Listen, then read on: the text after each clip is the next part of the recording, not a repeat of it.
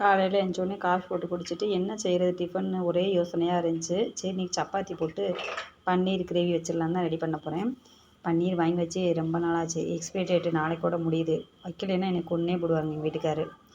Already 2 packet வாங்கிட்டு வந்திருந்தோம். ஒரு பேக்கெட் வச்சாச்சு. அந்த ஒரு பேக்கெட் வைக்கிறதுக்கு டைம் இல்லைன்னு மறந்துட்டு பார்க்கவே இல்லை ஃப்ரிட்ஜில் இருந்ததுவே. அதனால் சரி இன்றைக்கி பார்த்துட்டு நைட்டே பார்த்து வச்சுருந்தேன். சரி எடுத்து இன்றைக்கி பன்னீர் கிரேவி வச்சிடலான்னு ரெடி பண்ணிட்டேன். சப்பாத்தியும் பன்னீர் கிரேவியும் தான்.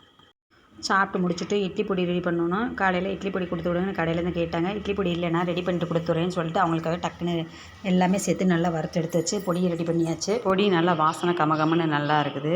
கடலைப்பருப்பு, வெள்ளை எள்ளு, உளுந்தம்பருப்பு, கருவேப்பில்லை, பூண்டு, பெருங்காயம் எல்லாமே சேர்த்து வறுத்து போட்டு அரைக்கவும் நல்லா டேஸ்ட்டு வாசனையும் நல்லாயிருக்கும். பொடி வேணாலும் ஸ்க்ரீனில் இருக்க நம்பருக்கு வாட்ஸ்அப் பண்ணுங்கள். சமைச்ச பாத்திரத்தோடு தூக்கி வச்சு சாப்பிட்றோன்னு நினைக்கிறீங்களா? மாற்றி பாத்திரத்துக்கு மாற்றினா நீ அது வேறு கழுவுறதுக்கு சேர்ந்துடும் பாத்திரம். அதனால் இப்படியே வச்சாச்சு. வீடியோ பிடிச்சா ஒரு லைக் கொடுங்க.